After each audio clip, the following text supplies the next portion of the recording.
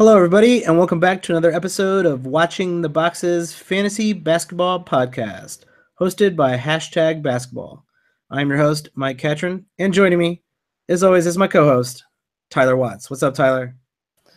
Not much, Mike. I am excited to get into this podcast, and I am excited for the pre-debate before we even get into the good stuff. That's my favorite part of it. Pre-debate. Okay, well, before the pre-debate, let's explain to listeners what we're actually trying to accomplish here. And so this episode and the one beforehand and I think we have about 6 or 7 more of these to go. We're going to be taking the top 8 and then doing a bottom of the first round type of mock draft with the first 6 rounds of each of the consensus top 8 players. And we've already done Russell Westbrook. I suggest go listening to that one. These are a lot more fun to do than the 30-team previews that we've already done. Yeah, and we like, to have a little fun and try to make a fun team. And that's one of the best parts about fantasy basketball is the draft, right? So it's something I'm excited about. The draft's always great. Everybody's got a chance to win. It's like the beginning of the season. Everybody's got 0 losses, and I find myself doing a lot of mock drafts, probably too many mock drafts, and it's just fun to get in there and see what kind of team you can develop. I'm totally with you there. Okay, you ready for the pre-debate? Because I want to get into this pre-debate. I love this. I mean, you start the pre-debate. What is there to debate about? The pre-debate is the debate we're going to have on all of these shows, which is in the Mike only league. Where are you taking Giannis Antetokounmpo, our man for tonight? Well, Giannis Antetokounmpo, which proves that I can say this name correctly, because the rest of the podcast I'll probably be calling him Giannis, because I'm from the Midwest and he plays in the Midwest. So, he probably gets that all the time. I feel like no one in the Midwest calls him by his name. I feel like they all go, "Oh, it's the Greek Freak, man." Hey, Greek Freak, what's going on, man? And that's not how people in the Midwest talk, but it's more of a Jersey almost accent. If I'm playing roto or head to head, how are you looking at it? I want to hear them both because I think some people play in both leagues, some people play in one, some people play in the other. So let's hear both. Okay, so I'm still going to stick by my statement that in both leagues, no matter what type of league I'm playing head to head or roto, I'm taking Kevin Durant #1 overall.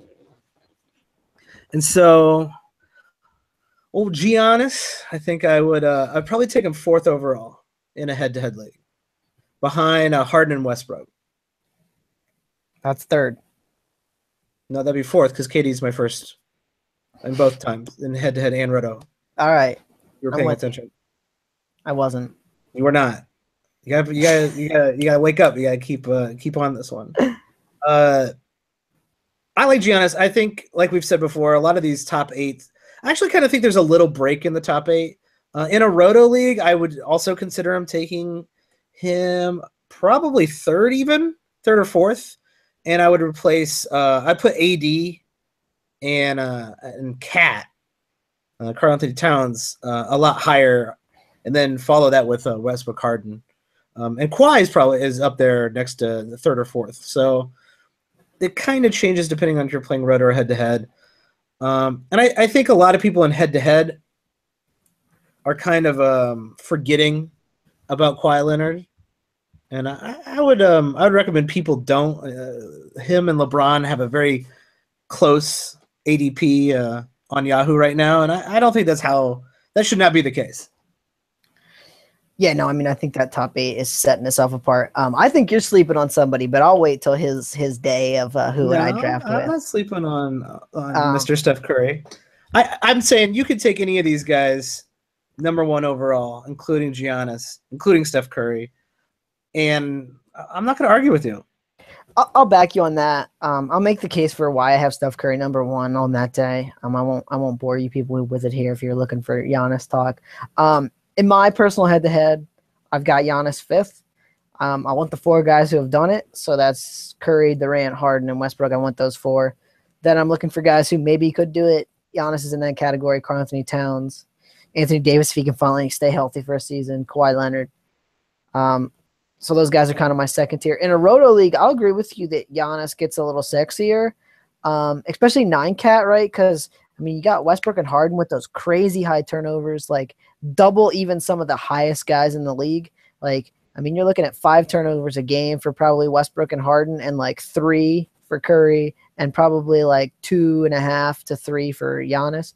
I mean, that's like double the amount. That's a significant increase. So if I'm caring at all about turnovers, Giannis probably moves up a little bit and is probably, let's see, I'd probably take Giannis. I would actually still probably take Giannis 5th because I think Towns might jump up in there, and so would Davis, and it would be Curry, Durant, Cat, and Davis over Giannis. So Yeah, I think if you're drafting in the middle of a draft, you're going to take what you get. And so if you get Giannis, congratulations. Like, you got an incredibly good player. And unlike a lot of the top tier guys, Giannis actually does have a couple, even though he's ranked so damn high, he does have a couple glaring weaknesses in his categories. He's one of the few top guys who doesn't really shoot a lot of threes.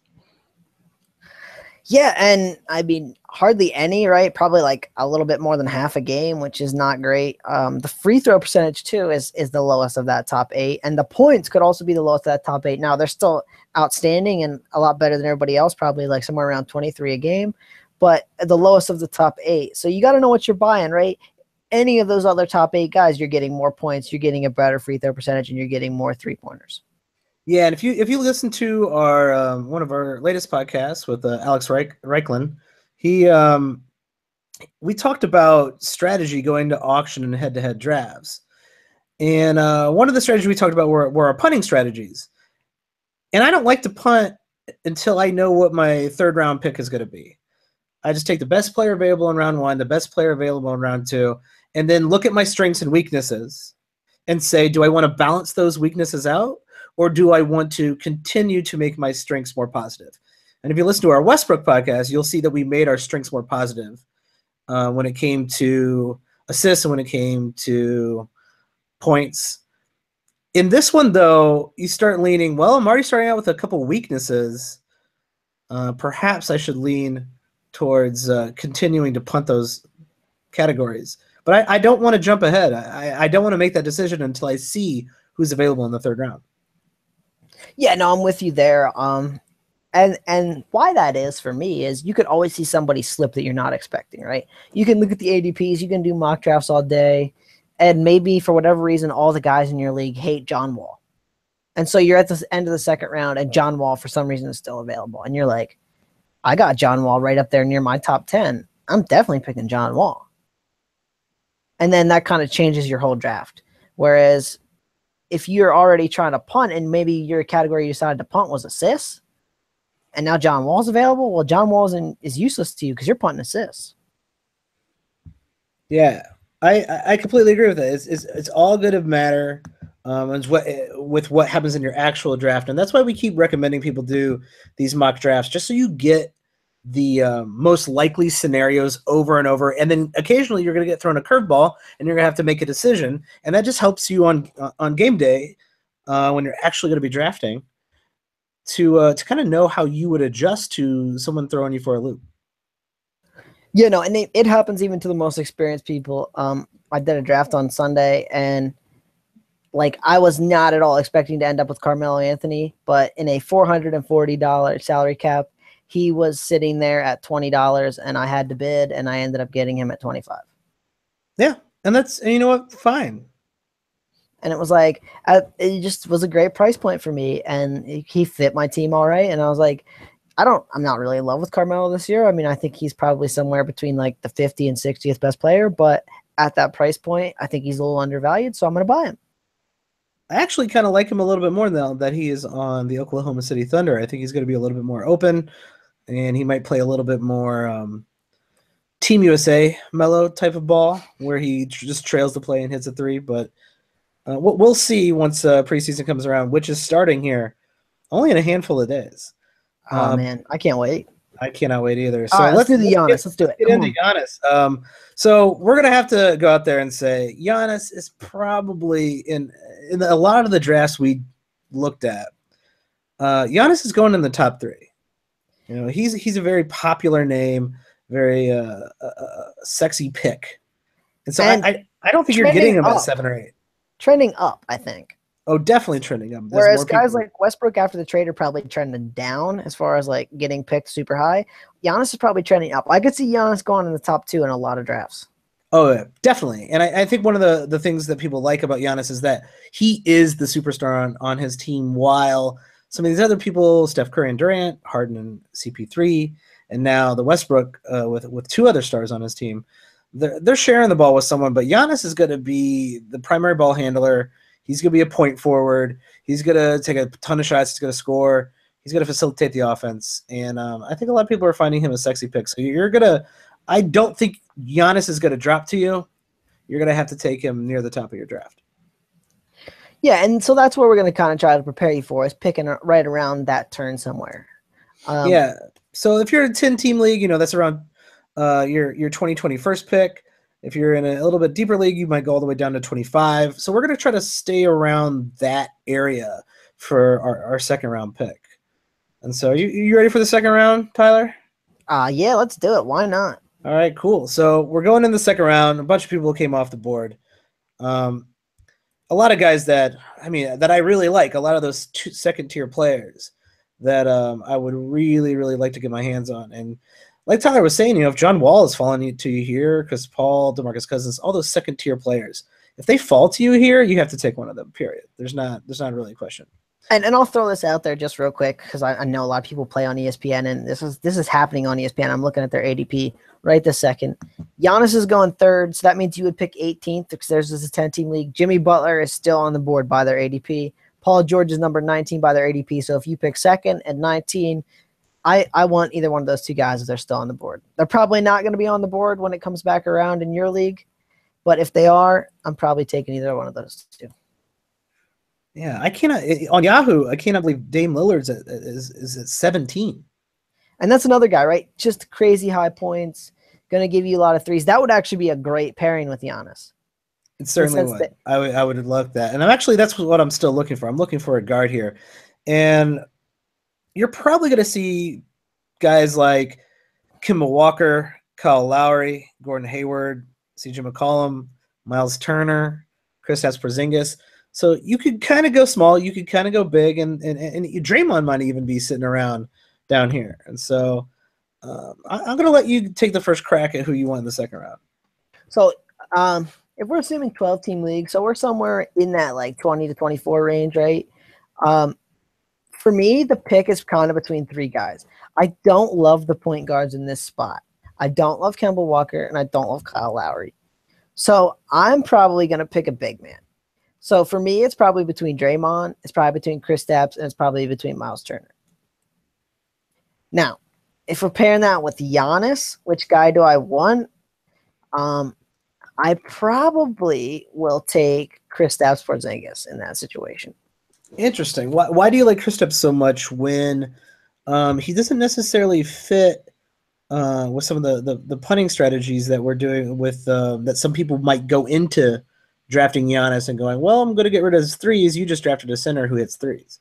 That's it. Now, and I'm sticking with my usual strategy, I guess, here, in that I want to punt the percentages. Because in a head-to-head league, which I think is what most people play, those percentages they're not as sticky week to week, right? Guys have bad shooting weeks. They have good shooting weeks. And so I am looking to get those counting stats, and I think Porzingis gives me a nice fill of those counting stats. He gives me threes that I need. I think he's going to score pretty close to 20 points now with Melo gone. So there's some good points that I need. He's going to give me some great rebounds, and I'm going to need a point guard. I understand that, but I really kind of like Porzingis in that area. I like that. I think you're trying to balance out your squad, and you're trying to pick basically the best player available. I kind of like that. We have basically back-to-back picks here, so I'm gonna let you just keep going with the third round because you basically get a choice of those same players with your next pick. Now here's where things get tricky, and here's kind of a question I'll ask you. Are you gonna reach for one of those guards, right? So do you believe in Kemba Walker or Kyle Lowry a little bit more than I do? Or are you gonna reach down for someone like a Mike Conley or one of those other point guards in that general range? Or are you going to go for another big man? I'm probably going to go after a guard here, and actually I might go after a guard with my second round pick. I'm not sure it terribly matters, like you're saying. Um, if I'm looking at the guards that are available, I actually do think Lowry and Kemba are technically a step above, maybe not a huge step above the next group of point guards. And if Kyle Lowry is still on the board here, I'm taking Kyle Lowry. Here's why I'm not going for those guys. Okay, I do think they're a step above, and I'll agree with you. In head-to-head league, Lowry has faded down the stretch the last few years, so that worries me a little bit. That come playoff time, he kind of stinks. So I do think they're a step above, though. But if I'm looking down a little further, I'm liking the point guard and wing options more than I'm liking the big men. So maybe if I get the big men pretty shored up, I can pick those guards that I like still down a little further. And so I'm actually probably going to go with one of those other guys I've already talked about. Yeah, I think I'm actually going to have to say I disagree. I think by the time you get to the end of the fourth round, fifth round, you're risking not getting one of those guards. So you are going to have to you're going to have to reach down at this point to grab one of them. I got Jeff Teague there right around 50. I got Dennis Schroeder in the 50s. I got those are mid-tier guards. Those are not premier guards at all. But look at the big men in that area. Like, are there any sexy names you're seeing that you really want to get your hands on? Like maybe Al Horford and Brook Lopez. I mean, they're all right. Oh no, I still think you go small big here. I don't think you go 2 point guards. So I like your pick of Kristaps. I'd also take Miles Turner here as well. I think those are kind of the consensus 2 big men sitting here. But there are big men further down in those mid tiers that I kind of like, and I kind of like for a very specific reason. Because if I end up with someone like Kyle Lowry or let's say Kristaps Porzingis, I could look at a big further down like Clint Capella. Yeah, and if you're putting free throws, right, that doesn't matter, right? So Clint Capella is a real nice, sexy pick. Here's another guy I'll throw out, and there's a guy I threw out in the last one, and I think he maybe kind of fits decently well here. Is if we pick Kristaps, we've got our good steals and blocks built up a little bit, and we've got some assists, and we've got some rebounds that are pretty good. I might go for Klay Thompson again. In your third round pick. Yeah, just some bulk threes and points. I mean, we've talked about it a ton. The points go away. I get some real good threes that basically makes me pretty strong in that category now too.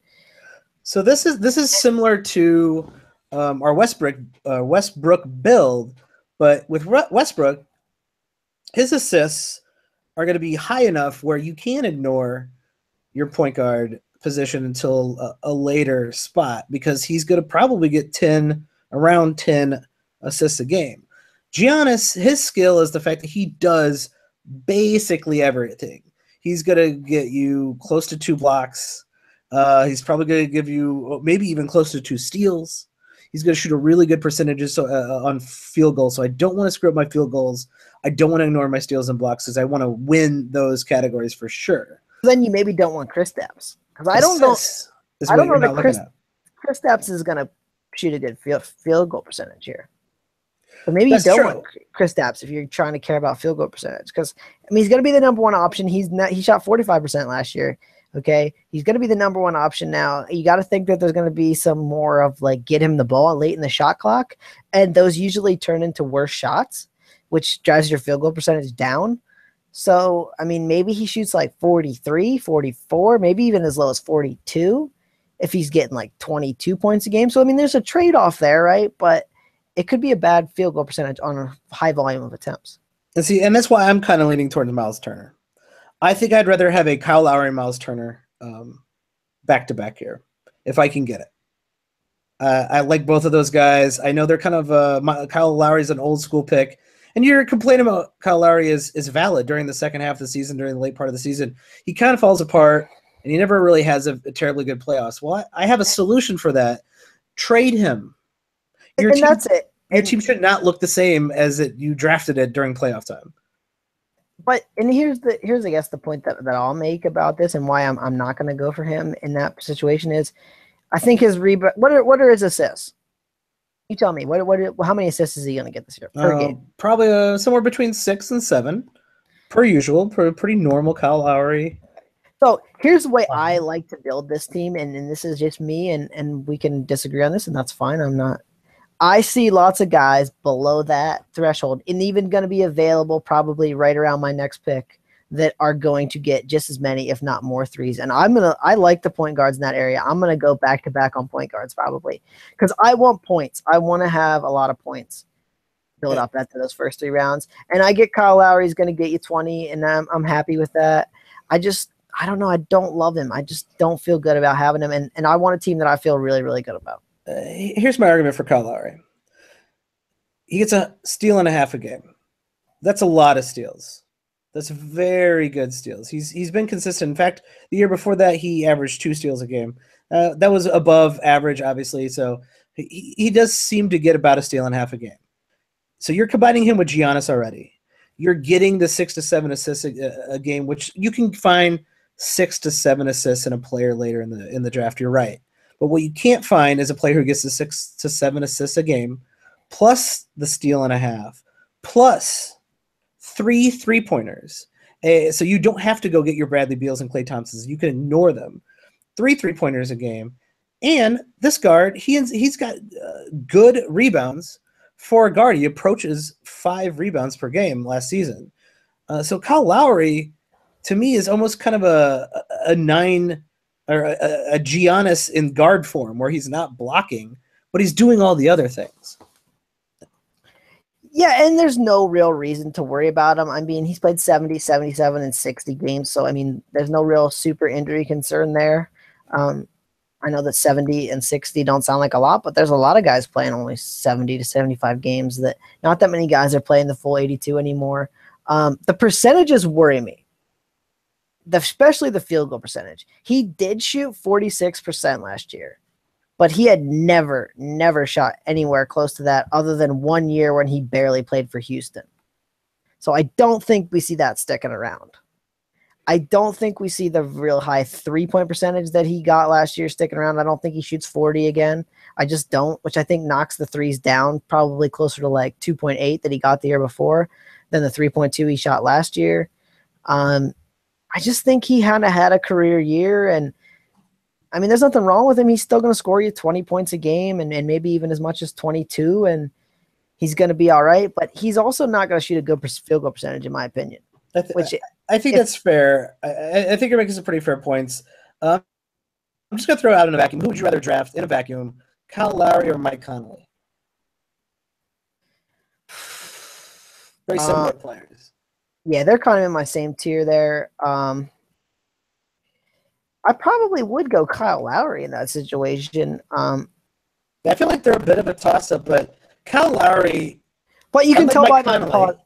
You can tell by my pausing, right, that they're pretty close. I mean, like I'm thinking about that. This is why I like Kyle Lowry more, because especially when I'm playing Roto, I know head-to-head's a bit different, but when I'm playing Roto, everything about Roto is. I'm gonna stop you quick because I can't hear a word you're saying. I can hear like I'm play.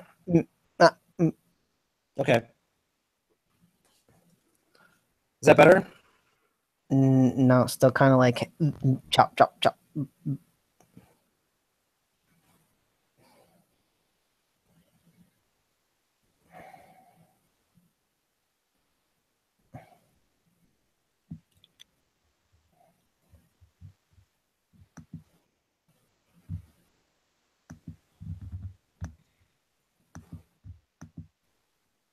What about now?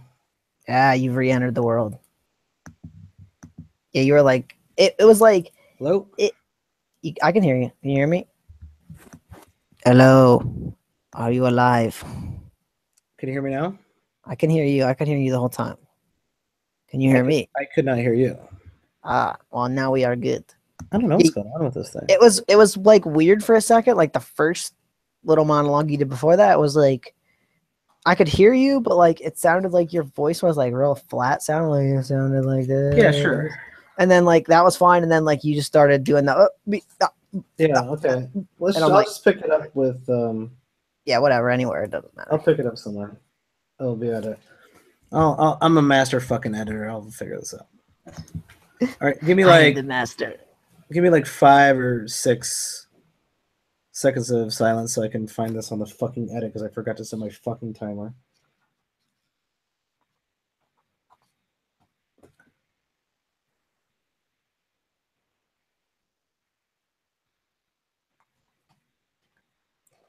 So I think we have to come to a consensus on who we're taking with the second and third round picks here. It sounds like we want to go big guard. And since those picks are so close together, I don't think it terribly matters which one you take first. Well, let's know your league, right? If you know that guys are we talked about this with oh man, just Alex. Yeah, Alex.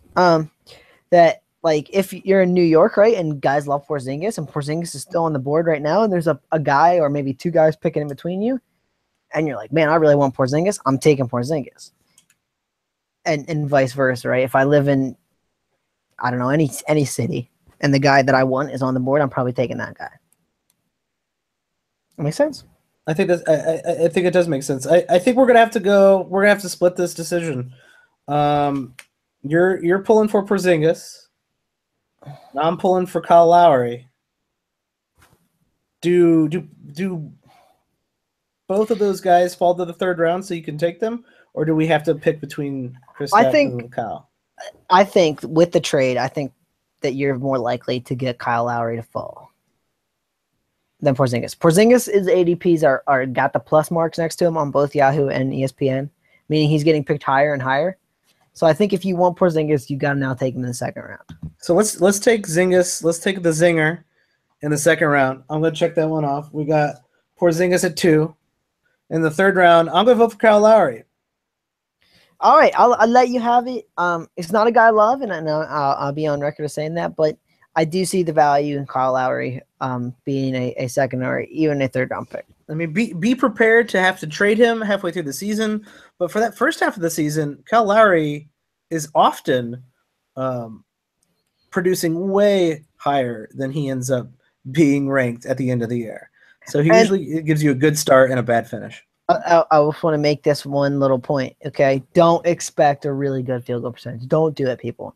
He did shoot 46% last year. I don't think that number is sticky. I don't think that comes back around this year. I think it's probably somewhere between 42 and 43.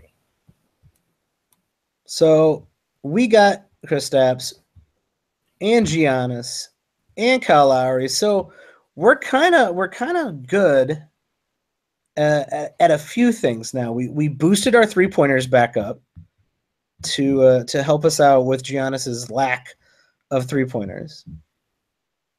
Our free throw percentage is not great between Kyle Lowry at 81% and Kristaps. At this point, I'm punting both the percentages. Both of them are 8%. I'm not caring one bit about that because I think both Porzingis and Lowry are in that 42 range and with some okay free throws, but we're not trending very high. I'm punting both of those, and I'm going for all ball counters at this point.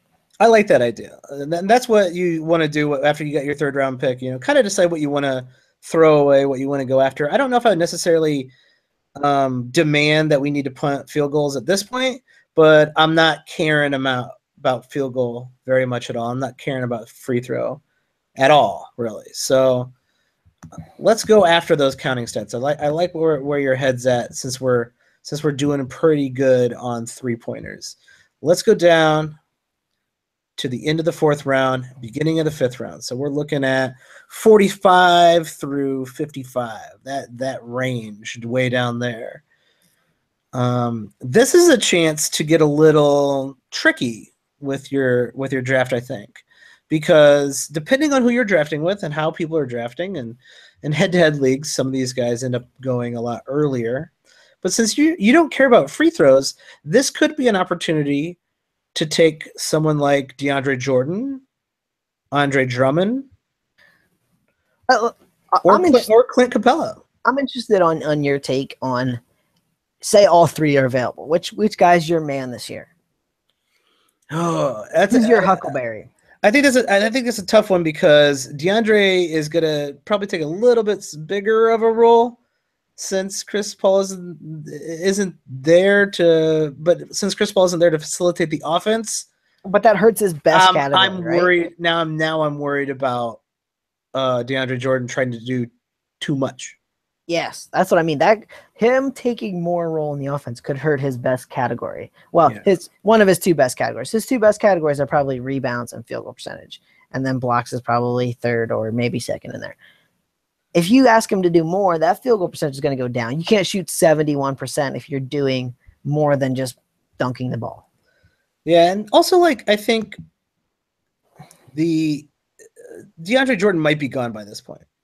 Because if you have anyone in your league who is going to be punting free throws and they give two craps about the world, they probably took him somewhere in the third and fourth round. On ESPN, he's going 39th overall, but Andre Drummond is going 53rd, and Clint Capella is even further down yet. Yeah, and actually that's where I was kind of going with this. I think I like Andre Drummond more than I like DeAndre Jordan this year. And I think this is a supreme recency bias thing, okay? Every year for the last 3 years, Andre Drummond has been picked over DeAndre Jordan. Andre Drummond had a crap year. Andre Drummond had a nose injury, if that's what you want to call it. He had his septum fixed, and now he can apparently breathe better. I believe in that. I believe he can breathe better. I don't know that that helps him a ton, but I think he bounces back some anyways, right? Anytime you see someone have a very poor year, they usually bounce back up to their level. I think he's a better player, fantasy player than DeAndre Jordan, and I'm willing to take Andre Drummond over DeAndre Jordan for sure. Is that the direction you want to go here now that you're looking at punting the percentages? What would this basically do is it would bump your field goal percentage up. It would hurt your three-pointers, even though we're doing fairly well on three-pointers anyway, and it would start to level out your points as well. There's a lot of ways you can go at this point. A guy that I'm really looking at hard here, especially in this round, would be Ricky Rubio, just in the sense that I want to get some bulk assists still. I want to get more assists at this pick. I feel like the 6.5 and the 5 I have aren't enough, and I know that there's not going to be a ton of point guards left after these two picks that I feel real good about doing some kind of across-the-board stuff. So I'm really interested in Rubio here. And if he's on the board, I'm probably taking him regardless, and then I'll worry about my next pick at my next pick. But I could see the value of taking Andre Drummond here, and I think he's going in a head-to-head league. I still do. I mean, ESPN is telling me he's not. But if you're punting those free throws, I mean, he's probably a top 20 or 30 player, right? So yeah, if you're coming into the game knowing you're going to punt free throws, Andre Drummond's probably going to be gone. And I also think DeAndre Jordan's going to be gone. Do you think Nurkic is going to be gone by now too? Poof. He might be still sticking around. Let's go to if we go to the ADPs, this is where Nurkic is going. On ADP on ESPN, I can tell you that 45 overall pick. He's 47 here on Yahoo. So Ricky Rubio is also 47. Jeff Teague is 45 right here. And apparently DeAndre Jordan is 44. So that's right around, though, like the 50th overall pick, right? Like the numbers get skewed, right, because people pick them lower and lower. And so, like, for example, a lot of times the number will say like 51, but it's actually like the 50th pick because the numbers get pushed down by people picking them lower and lower. Does that make sense? Yeah. No, that makes perfect sense. And I'm think I'm going to jump in on the punt free throw philosophy. And that's a great strategy if they're there, but you got to worry that they're not. And so let's say that they're there. We'll do a little hypothetical. If they're there, jump at it because with Giannis's very great rebounding, Kristaps is also good rebounding. Kyle Lowry's good rebounding for a guard. You're basically setting yourself up right now to have to own rebounds and blocks. I mean, you got to feel real good at blocks too.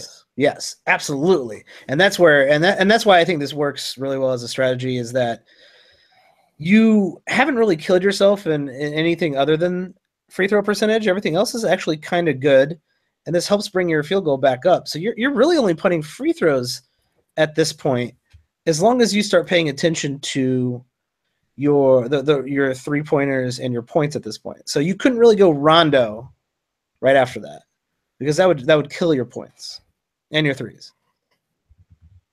Would I ever go Rondo? That was the question. Oh, sorry, not Rajon Rondo. I'm saying I meant to say Rubio. Um, I got Rondo on the brains for some reason. I love Rubio this year. You're a little too into Rubio this year. I'm not sure he's going to drop to you down here. I think you think you're going to get him at the end of the fourth round. I don't think he's going at the end of the fourth round. In the drafts I've done, he is, and that's maybe not the best barometer, right? I think in some sharp leagues he's going earlier, and I'm willing to pick him earlier. I have him in my 30s. But I think he slides just because he doesn't score. And we talk about this all the time, right? Guys who don't score always slip in these drafts. Nick Batum, Ricky Rubio. People love points. Robert Covington. They love points. And so I always see these guys sliding in leagues. Yes. People love the sexy stats, the big stats, the stats that have 2 digits. And what really matters is someone who can get you over a steal and a half, like Robert Covington. And that's why with this pick, you're kind of deciding. I think you have a lot of those types of picks hanging out around here. A lot of people who aren't going to score a lot of points but have sexy other stats. And if Andre Drummond is around, I think I'm going to take him and then go back and try to get someone who can score and hit some threes. But if Andre Drummond isn't around here, I think the Ricky Rubio route might be the right way to go. Yeah, I regardless, I think I want a few assists. Once I get the Drummond, if I get Drummond, I want assists because Drummond's only going to get you like an assist a game. You got Porzingis, who's I don't think going to get you a ton of assists. So I want someone, and that even might be like a Nick Batum type, right? Like who gives you like 5.5, 6 assists, right? Point guard assists. And he's not a point guard. So I'm not necessarily saying I want a point guard, but I want some decent assists at this next pick, especially if I have Drummond. Yeah, I completely agree. I just don't think you can go back-to-back with 2 guys who don't score. Not when you have such strong scoring at the top of your draft. But look at the guys around this spot. I mean, who's really scoring that many more than them? Like 3 or 4 more points a game, which is some. I understand that. I think it's significant. Another guy I'm looking at in this general range is Schroeder. I think Schroeder's going to score. He's going to have to. And on ESPN, he's the 52nd overall pick, right there with Nick Batum at 51, and Ricky Rubio's all the way down at 63 over average pick, 60 overall as far as picks go. So I mean, Rubio's below those 2 even. That's why I don't trust ESPN's rankings or their average draft rankings at all. I've rarely been in a mock draft on Yahoo where Rubio falls past 50. But that's because they have him ranked a lot higher in their standard set of rankings. Exactly. That's exactly it. And that's just all on the site you play on. If you play on ESPN, I mean, we talked about this the other day on the podcast. I'm pretty sure not many people are smart enough to look down and go for guys who aren't on that board.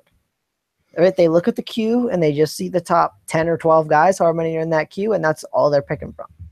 That's true. And everyone, right when your draft opens, what you should be doing is going and scrolling all the way down and starting to find the names and the players that you like, especially all the way down 120, 130. Find those players, get them in your queue so you can remember them.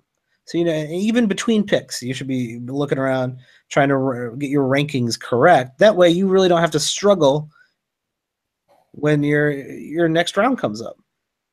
But I think we're struggling on this round to decide where we want to go with this build. No, so here's what it comes down to for me, and it's kind of it's the 6th round, right? So we don't know who's going to be available really. So it's kind of a best available pick. The guys I'm looking at, right? If we have Drummond, so we got our first 5. Who did we take in the 4th round? Drummond? We took Drummond in the 4th. Well, we're talking about the 4th round right now. Okay, so if we had Drummond in the 4th, so for 5th round pick, guys I'm looking at, right? We're picking right back to back again. Yeah. So we're still in that same range.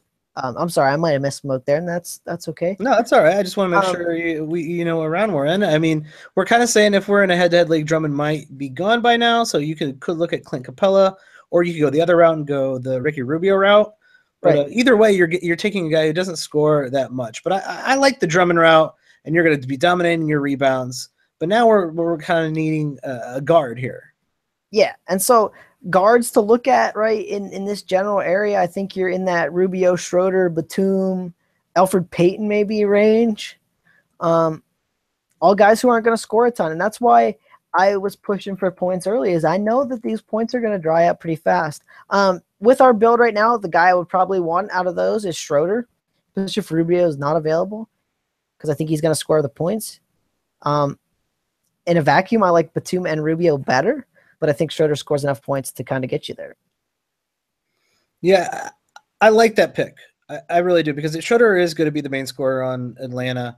And there's, I think, a little worry that teams are just going to collapse on Schroeder all the time, but I think they tried to collapse on Schroeder all the time last year, and it didn't really work. So I'm not terribly worried about what's going to happen with Schroeder. If you had a choice at this spot between Schroeder, D'Angelo, and DeMar DeRozan as your three top scorers probably sitting around here, I guess let's throw in Devin Booker in here too. Out of those four guys, who do you want out of those? I am not seeing Devin Booker here. And here's why. I think he's a young guy, sexy name, big scorer. I think he in any draft I've almost done, he's picked right around pick 40. So anywhere from 40 to 45. You're definitely right that he is. So one of the sexier picks of the draft here. I am going to exclude him because I don't see him being. Let's exclude him. I like your logic. And that's the only reason why. If he's available in your league, great, and you can think about him. And I love him. Right, the dude can score. He's one of my favorite players to watch. I am super into that. I was super into Kobe when he played, and that's kind of what you're.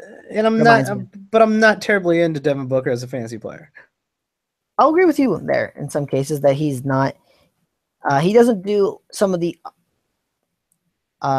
ancillary things you'd like him to do, right? He does the big points, and that's kind of gets him overdrafted a little bit in some cases, but he's probably averaging about the most points that are left.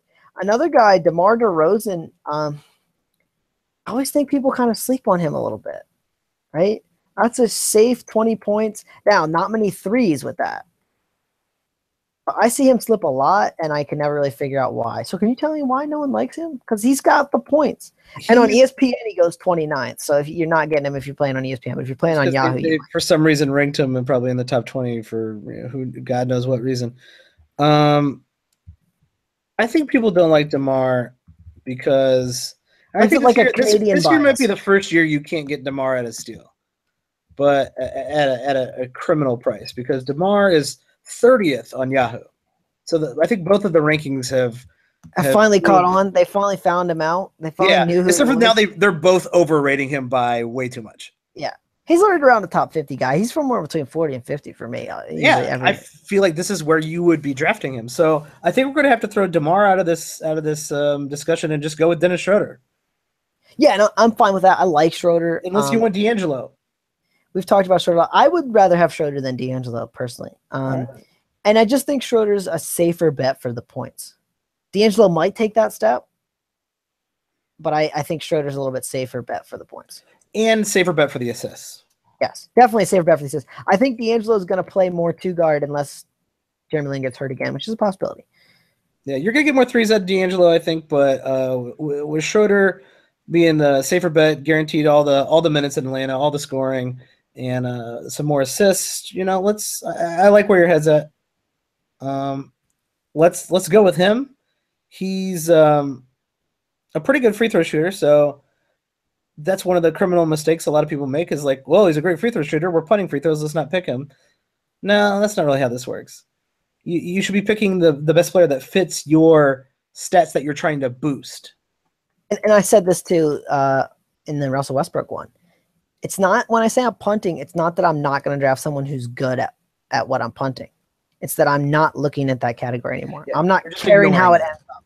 Yeah, that makes perfect sense. So now we got at the guard spots, we got Lowry, and we got Schroeder playing the other guard. We got Giannis, who could play 1, 2, 3, 4, maybe even 5 this year. Who knows? We got Zinger at the center. Actually, Zinger at the 4. And Drummond at the center. That's a pretty good starting lineup. Where are we going with our sixth pick? Because we basically have really punted turnovers. We've got our points back, I think, on track. Our rebounds are on lock. Our assists are fine. Our steals are okay. Our blocks are good. I'd say our blocks are pretty good. Yeah, they're pretty good. And our threes are pretty decent. Where are you going with the end of the sixth round? All right, so what? So It's a I'm. crapshoot. It's kind of crazy, right? When we talked about this in the first one, right? Once we get to this point, like it all depends on who's available. Like it could be a plethora of names available. Absolutely. This almost becomes like who's your favorite kind of guy to take a chance on? Is it Aaron Gordon? I mean, or is someone like LaMarcus Aldridge still available?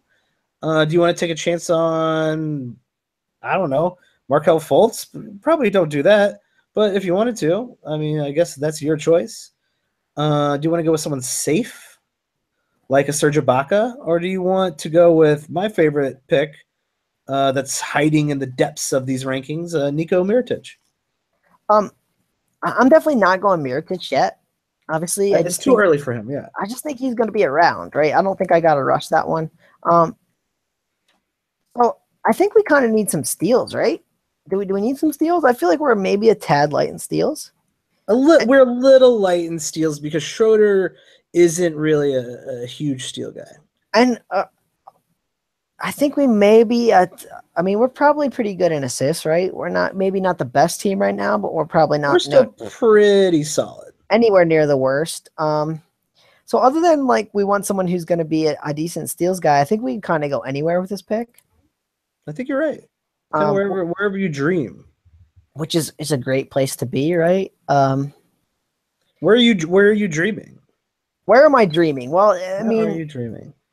You let me know some names that you think are available. We'll go like what we did with the Westbrook one, all right? You give me the two best forwards, the two best guards, or the three best forwards and the two best guards if you don't want to give me a center. And we'll see kind of what fits the best. All right, I'm gonna go to the ADPs. I know we hate them, but I'm gonna go out there. I'm gonna go any people who are below 70 on ADPs. There's no way Alfred Payton's available. I'm not giving you that one. Avery Bradley is probably one of your guards available here. Okay. Jeremy Lin is apparently still available because he is very far down in the rankings, and that might be my huckleberry right there. Gary Harris is available if you're playing in a league with people who don't know who Gary Harris is. I'm going to have to say he's not available in this league. Somebody knows who Gary Harris is in the league you're playing in right now.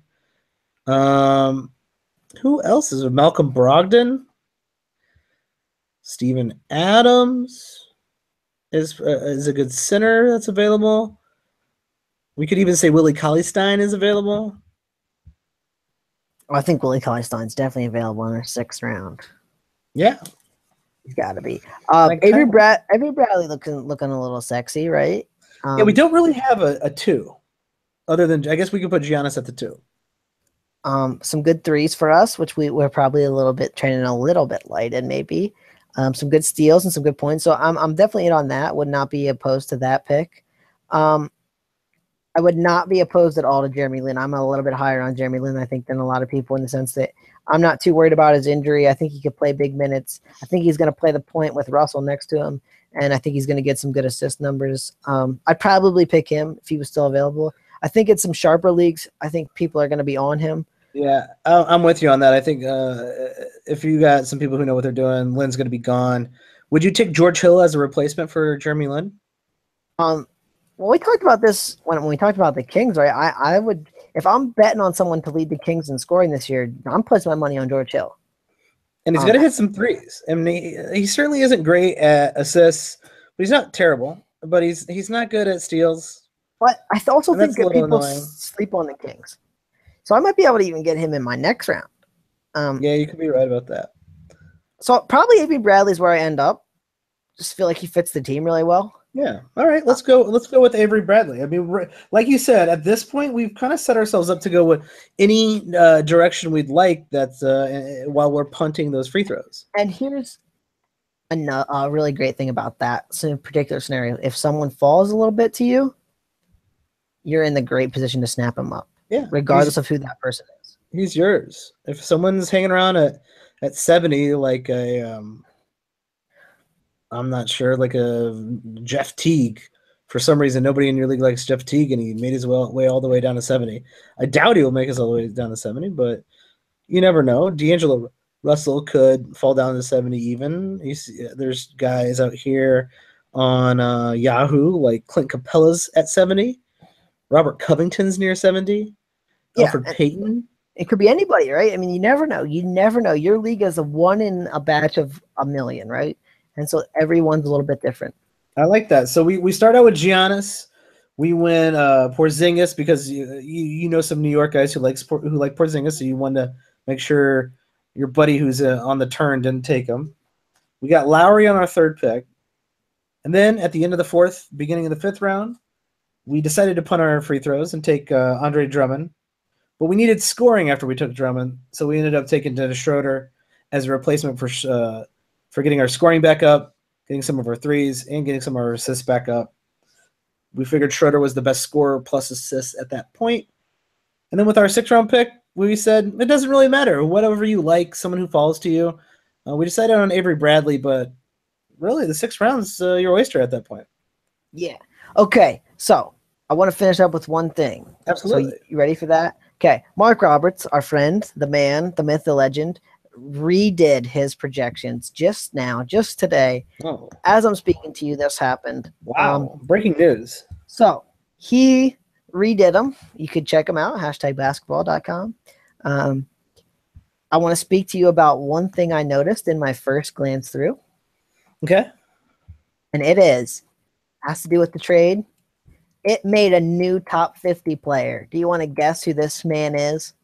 A new top 50 player that would be involved with one of the trades we were in. Not Melo. Would it be Melo? It is not Melo. Melo is 59th. Mark Roberts, a fan of him still scoring 20.5 points a game. Interesting. Who is it? It is, in just 26 minutes per game, the man, the myth, the legend, Enes Kanter. Oh, big Enes Kanter, huh? Now, here's my question for you. Could that be a great steal of your draft?